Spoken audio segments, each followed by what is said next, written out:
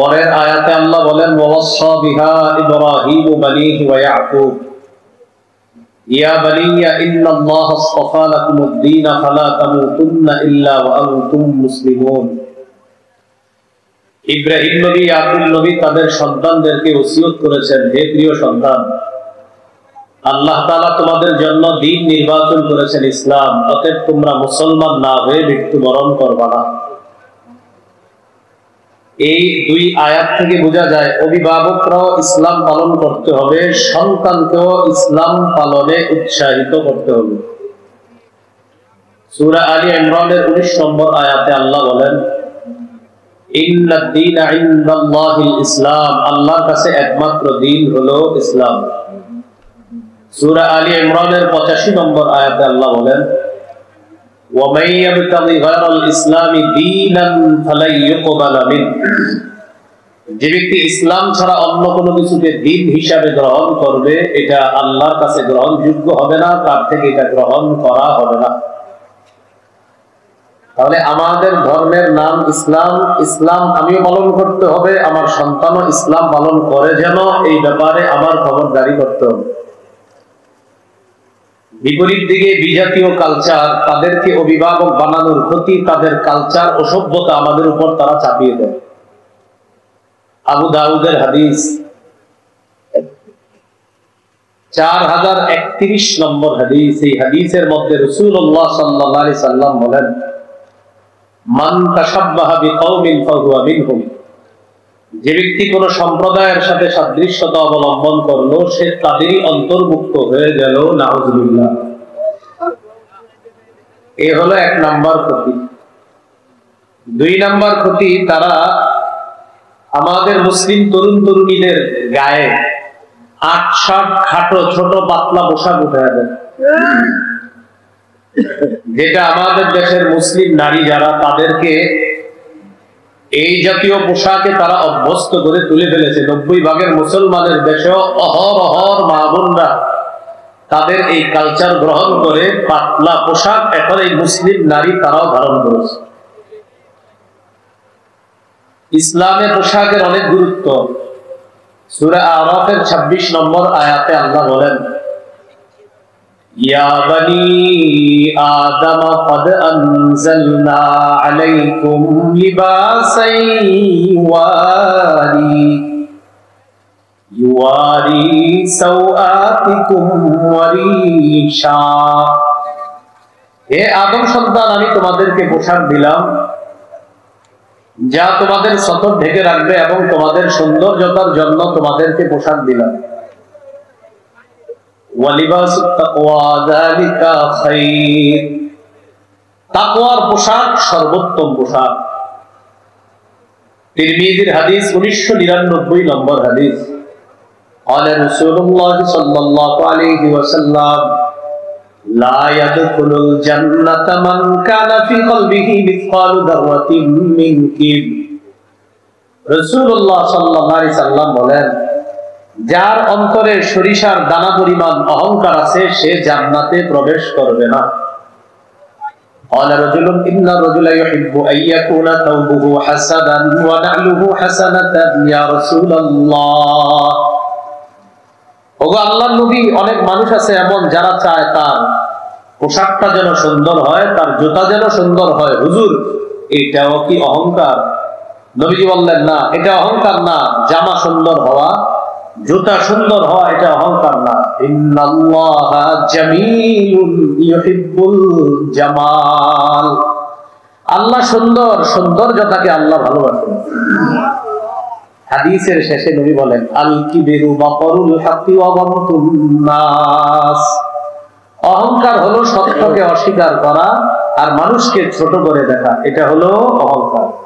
এই হাদিস থেকেও বোঝা যায় পরিপাটি হয়ে থাকা এটা ইসলামে গুরুত্ব আছে।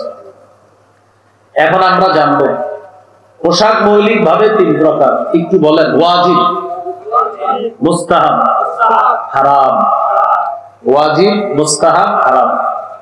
ওয়াজিব পোশাক হলো সতর ঢেকে রাখা যায় এতটুকু পোশাক ওয়াজিব, সতর ঢাকা যায় এতটুকু পোশাক আবশ্যক লাগবে।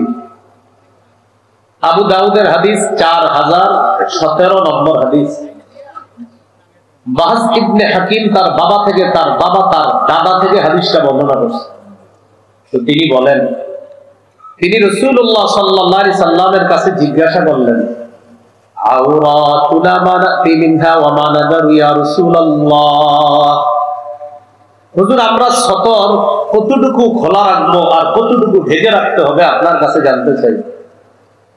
নবীজি বললেন, ইহফাজ আওরাতাকা ইল্লা মিন যাওজাতিক, তোমার স্ত্রী ছাড়া সবার সামনে তোমার লজ্জাস্থান ঢেকে রাখতে হবে।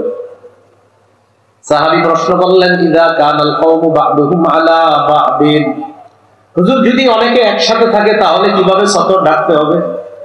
মেসের মধ্যে 3-4 যুবক একসাথে মেসে থাকে ভাড়া, হোস্টেলে 3-4 মেয়ে একসাথে থাকে ভাড়া, এই মেয়েরা সতর কিভাবে ঢাকবে?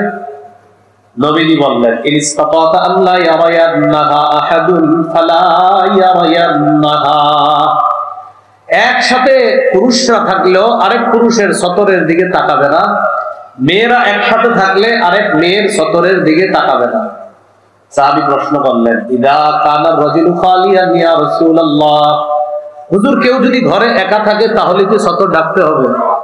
ঘরে একা আছেন, দরজা জানালা বন্ধ, তখন নবীজি বললেন, আল্লাহু আহাক্কু আইয়ুস্তাহিয়া মিনহু মিনান নাস, তখন ঘরে কেউ না থাকলেও আল্লাহ আছে, মানুষের চেয়ে আল্লাহকে বেশি লজ্জা পাওয়া দরকার, বেশি সতর্ক তখন ঢাকবা। কারণ তুমি আল্লাহকে মানুষের চেয়ে বেশি লজ্জা পাও। তাহলে একা একা ঘরে থাকলেও সতরের গুরুত্ব আরো বেশি দিতে হবে, কারণ আল্লাহ এখানে, অন্য কেউ নাই, আল্লাহ আছেন, তো আল্লাহকে বেশি লজ্জা পেতে হবে, এটা ওয়াজিব। 2 নাম্বার মুস্তাহাব। মুস্তাহাব মানে একটু উত্তম পোশাক পরা, এটা মুস্তাহাব। আবু দাউদের 4063 নম্বর হাদিস। এই হাদিসের বর্ণনাকারী আবুল আহওয়াস তার বাবা থেকে বর্ণনা করেছেন। তিনি বলেন, আতাইতু রাসূলুল্লাহ সাল্লাল্লাহু আলাইহি ওয়াসাল্লাম ফি সাওবিন দুনিন, আমি আল্লাহর নবীর কাছে নিম্নমানের পোশাকে আসলাম, নরমাল পোশাক পরে নবীজির কাছে আসলাম। নবীজি আমাকে বললেন, আলাকা মালুন, এই তোমার সম্পদ আছে? সাহাবী বললেন, জি হুজুর আছে। নবীজি বললেন, মিন আইয়িল মাল, কোন ধরনের সম্পদ আছে? সাহাবী বললেন, কদ আতানি আল্লাহু মিনাল ইবিলি ওয়াল গানামি ওয়াল খাইলি ওয়াল রাকিব, হুজুর আল্লাহ আমাকে উট দিয়েছে, আল্লাহ আমাকে মেষ দুম্বা দিয়েছে, আল্লাহ আমাকে ঘোড়া দিয়েছেন, আল্লাহ আমাকে দাস দাসী দিয়েছে, আলহামদুলিল্লাহ আমার যথেষ্ট সম্পদ। নবীজি বললেন, তাহলে এই পোশাক পরছো কেন? এত সম্পদ, নিম্নমানের পোশাক কেন পরেছো? ইযা আতাকাল্লাহু মালান ফালিরা আসারু নি'মাতিল্লাহি আলাইকা ওয়া কারামাতি, আল্লাহ যখন তোমাকে সম্পদ দিয়েছিলেন, তোমার উচিত আল্লাহর নিয়ামতের এই নিদর্শনটা যেন তোমার মাঝে দেখা যায়, আল্লাহর নিয়ামতের নিদর্শনটা তোমার মাঝে দেখা যাওয়া দরকার। যেহেতু আল্লাহ তোমাকে নিয়ামত দিয়েছেন, এই নিয়ামতের নিদর্শন এটা প্রকাশ পাওয়া দরকার। এখান থেকে কি বুঝলাম? একটু পরিপাটি হয়ে থাকা, এটা ইসলামে অনেক গুরুত্ব। আবু দাউদের হাদিস 4062 নম্বর হাদিস। জাবের রাদিয়াল্লাহু তাআলা আনহুর বর্ণনা, তিনি বলেন, আতানা রাসূলুল্লাহ সাল্লাল্লাহু আলাইহি ওয়াসাল্লাম ফারাআ রাজুলান ক্বাদ তাফাররাকা শা'রুহু, নবীজি আমাদের কাছে আসলেন, আসার পর এক ব্যক্তির দিকে তাকায় দেখে তার মাথার চুলগুলো এলোমেলো। চুলগুলো কি? فقال رسول الله صلى الله عليه وسلم اما يجد هذا ما يسكن به شعرا, আচ্ছা সে কি কোনো চিরুনি পায় না তার চুলগুলো আশ্রানোর জন্য? নবীজি দেখলেন এক ব্যক্তির মাথার চুল এলোমেলো, তো বললেন, সে কি কোনো চিরুনি পায় না মাথার চুলগুলো আশ্রানোর জন্য? ওয়া রাজুলান আলাইহি থিয়াবুন ওয়াসিখা, আরেক ব্যক্তিকে দেখলেন তার শরীরের মধ্যে ময়লা কাপড়। নবীজি বললেন, আমায়া জিদু হাযা মাআন ইয়াগসিলু বিহি সাওবা, আচ্ছা সে কি কোনো পানি পায় না তার কাপড় ধোয়ার জন্য? একজনের চুল দেখলেন এলোমেলো, তো বললেন চিরুনি নাই মাথা আশ্রানো। আরেকজনের দেখলেন যে কাপড় ময়লা, নবী বললেন পানি নেই কাপড় ধোয়ার জন্য। এখান থেকে বোঝা যায় এলোমেলো চুল আর শরীরে ছালার চট দেখলেই তারে পীর সাহেব ভাবা এর কোনো সুযোগ নেই। চুল এলোমেলো, ছালার চট পরে আছে, উল্টা পাল্টা পোশাক পরে আছে, আর আপনি বললেন ভাই ভিতরে কিছু আছে। তাহলে কি ইসলামে পোশাকের গুরুত্ব আছে না নাই? ইবনে মাজার হাদিস 1056 নম্বর হাদিস। আজকে কি বার? কিসের দিন? জুমার দিন। আম্মা জান আয়েশা সিদ্দিকা রাদিয়াল্লাহু তাআলা আনহা বলেন, আন্না নবী সাল্লাল্লাহু আলাইহি ওয়াসাল্লাম খাতাবান নাস ইয়াউমাল জুমআ, নবীজি জুমার দিন খুতবা দিতেছে। ফারাআ আলাইহিম সিয়াবান নিমার, তাকায় দেখেন একদল মানুষের শরীরে কাজের পোশাক, মানে কাজ করছে যে পোশাক পরে, ওই পোশাক পরে জুমার নামাজে চলে আসছে। ফাকালা রাসূলুল্লাহ সাল্লাল্লাহু আলাইহি ওয়াসাল্লাম মা আলা আহাদিকুম ইন ওয়াজাদা সাআতান আইয়াত্তাখিযা তাওবাইনি সিওয়া তাওবাই মাহনাতিহি, নবীজি বললেন তোমাদের যাদের সামর্থ্য আছে তার উচিত আইয়াত্তাখিযা তাওবাইনি লিজুমুআ সিওয়া তাওবাই মাহনাতিহি, তার কর্মের যে পোশাক, এই পোশাকের পরিবর্তে আরো 2 জোড়া পোশাক তার জুমার নামাজের জন্য গ্রহণ করা দরকার, যাদের সামর্থ্য আছে। মানে কাজের পোশাক পরে জুমায় চলে আসছে, তো নবীজি দেখা বললেন জুমার নামাজে একটু অন্য পোশাক পরে আসা দরকার। এখান থেকে বোঝা যায় জুমার নামাজ, ঈদের নামাজে একটি উত্তম পোশাক পরে নামাজে যাওয়া। বুঝে আসছে তো সবার? তাহলে ইসলামে পোশাকের গুরুত্ব আছে না নাই? এগুলো আপনার 2 নাম্বার আলোচনা পোশাকের ক্ষেত্রে। 3 নাম্বার হারাম পোশাক, মন দিয়ে শুনেন। 6 ধরনের পোশাক। পুরুষের জন্য রেশমের পোশাক হারাম। 2 নাম্বার পুরুষ নারীর পোশাক পরবে না। 3 নাম্বার নারী পুরুষের পোশাক পরবে না। 4 নাম্বার অহংকার প্রদর্শনের পোশাক পরবে না। 5 নাম্বার বিজাতীয় পোশাক পরবে না। 6 নাম্বার আটসাটো খাটো ছোট পাতলা পোশাক পরবে না। 1 নাম্বার রেশমের পোশাক হারাম। সহিহ মুসলিমের বর্ণনা 2069 নম্বর হাদিস। রাসূলুল্লাহ সাল্লাল্লাহু আলাইহি সাল্লাম বলেন, লা তালবাসুল হারিরা ফাইন্নাহু মান লাবিসাহু ফিদ দুনিয়া লাম ইয়ালবাসহু ফিল আখিরাহ, তোমরা রেশমের পোশাক পরবা না। যে ব্যক্তি দুনিয়াতে রেশমের পোশাক পরবে সে আখিরাতে রেশমের পোশাক পরতে পারবে না। হাদিস থেকে বোঝা যায় পুরুষের জন্য দুনিয়াতে রেশম হারাম, জান্নাতে পুরুষের জন্য রেশম হালাল। সুবহানাল্লাহ। সহিহ বুখারীর বর্ণনা 5837 নম্বর হাদিস। হুযায়ফা রাদিয়াল্লাহু তাআলা আনহুর বর্ণনা, তিনি বলেন, নাহানান নবী সাল্লাল্লাহু আলাইহি ওয়াসাল্লাম আন নাশরাবা ফি আনিয়াতিদ যাহাবি ওয়াল ফিদ্দাতি ওয়া আন নাকুলা ফিহা ওয়া আন লুবসিল হারিরি ওয়াদ দিবাজ ওয়া আন নাজলিসা আলাইহি। হুযায়ফা রাদিয়াল্লাহু তাআলা আনহু বলেন, নবী আমাদেরকে স্বর্ণের পাত্রে পান করতে নিষেধ করেছেন, খাইতে নিষেধ করেছেন, রেশমের পোশাক পরতে নিষেধ করেছেন, পাতলা রেশম মোটা রেশম যে কোনো রেশম পরতে আমাদেরকে নিষেধ করেছেন। ওয়া আন-নাজলিসা আলাইহি, রেশমের উপরে বসতেও নিষেধ করেছেন। অনেকের বাড়িতে বেড়াইতে যান আপনারা, যেমন শুক্রবার দিন ঢাকা শহরের মানুষের বেড়ানোর এক হিড়িক করে, যার বাসায় যাবেন সোফাটা চেক করে বসবেন। সোফায় ছোট্ট একটা বালিশ থাকে, এই বালিশে অনেক সময় রেশমের সুতা থাকে, সেই রেশমের ওটা আপনি লাগাবেন না, আপনার স্ত্রীকে ওটা দিবেন, আপনার মেয়েকে ওটা দিবেন, আপনি রেশমের উপর বসবেন না। রেশমের কিছু যদি থাকে সোফার উপরে, একটা তোয়ালে চেয়ে নিয়ে ওই তোয়ালেটা বিছাবেন, এরপর তোয়ালের উপর বসবেন। পুরুষ যারা আছি আমরা রেশম পরবো না, রেশমের উপর বসবো না, স্বর্ণ পরিধানও করবো না, স্বর্ণের উপর বসবো না। মনে থাকবেন ইনশাআল্লাহ। নারীদের জন্য রেশম জায়েজ আছে। সহিহ মুসলিমের বর্ণনা 2071 নম্বর হাদিস। আন আলী ইবনে আবি তালিব রাদিয়াল্লাহু তাআলা আন উহদিয়াত লি রাসূলিল্লাহ সাল্লাল্লাহু আলাইহি ওয়াসাল্লাম হুল্লাতুন সিয়ারা, রাসূলুল্লাহ সাল্লাল্লাহু আলাইহি সাল্লামের কাছে রেশমের পোশাক পাঠানো হলো। ফাবাআসা বিহা ইলাইয়া, আল্লাহর নবী রেশমের পোশাকটা আমার জন্য পাঠিয়ে দিয়েছে, হযরত আলীর জন্য। ফালাবিসতুহা, হযরত আলী বলেন আমি পোশাকটা পরলাম, নবীর সামনে গেলাম। ফাআরাফতুল গাদাবা ফি ওয়াজহিহি, নবীর চেহারা মোবারকে রাগের ছাপ দেখলাম, বুঝতে পারলাম রেশমের পোশাক পরাটা নবীজি পছন্দ করেন নাই। নবীজি আমাকে বললেন, ইন্নী লাম আবাত বিহা ইলাইকা লিতালবাসাহা ইন্নামা বাসতু বিহা ইলাইকা লিতুশাফিকাহা খুমরান বাইনান নিসা, আমি এটা তোমাকে পরিধান করার জন্য পাঠাই নাই, এটা তোমার কাছে পাঠিয়েছি এটা টুকরা টুকরা করে ওড়না বানিয়ে সেই ওড়না নারীদেরকে দিবা, তারা পরবে, এজন্য তোমার জন্য আমি রেশমের পোশাক পাঠিয়েছি। তুমি এটা পরছো কেন? এখান থেকে বুঝলাম নারীদের জন্য রেশমের পোশাক বৈধ আছে। তাহলে এই হলো 1 নাম্বার, পুরুষের জন্য রেশম হারাম। 2, পুরুষ নারীর পোশাক পরবে না। 3, নারী পুরুষের পোশাক পরবে না। লাআনা রাসূলুল্লাহ সাল্লাল্লাহু আলাইহি ওয়াসাল্লাম আর-রাজুলা ইয়ালবাসু লিবসাতাল মারআ ওয়াল মারআতা তালবাসু লিবসাতার রাজুল। নবী ওই পুরুষকে অভিশাপ দেয় যেই পুরুষ নারীর পোশাক পরে, আর ওই নারীকে অভিশাপ দেয় যেই নারী পুরুষের পোশাক পরে। লাআনা রাসূলুল্লাহ সাল্লাল্লাহু আলাইহি ওয়াসাল্লাম আল মুতাশাব্বিহিনা মিনার রিজালি বিন নিসা ওয়াল মুতাশাব্বিহাতি মিনান নিসাই বিন রিজাল। যেই পুরুষ নারীর রূপ ধারণ করে আর যেই নারী পুরুষের রূপ ধারণ করে, এই জাতীয় নারী পুরুষকে আল্লাহ রাসূল অভিশাপ দিয়েছেন। এই জন্য এই 31st নাইটকে কেন্দ্র করে পোশাকের স্বাধীনতার নামে উল্টা পাল্টা পোশাক আমাদের সন্তানদের গায়ে যেন না উঠে, এই ব্যাপারে আমাদের সকলের খেয়াল রাখতে হবে। মনে থাকবে তো ইনশাআল্লাহ? হ্যাঁ, এটা খুব গুরুত্ব দিব আমরা। 4 নাম্বার, অহংকার প্রদর্শনের পোশাক পরা যাবে না। রাসূলুল্লাহ সাল্লাল্লাহু আলাইহি সাল্লাম বলেন, মান লাবিসা সাওবা শুহরাতিন আলবাসাহুল্লাহু ইয়াউমাল কিয়ামা সাওবা মাযাল্লা।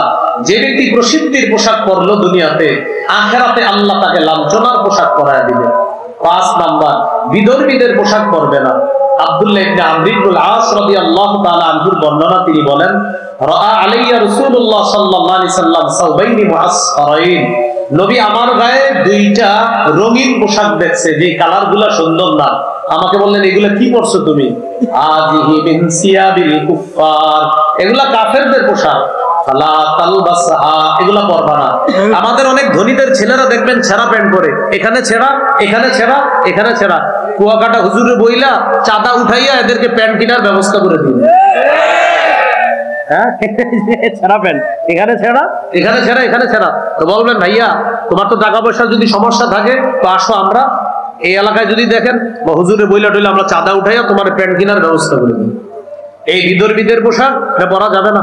6 নাম্বার, আটসাটো খাটো ছোট পোশাক।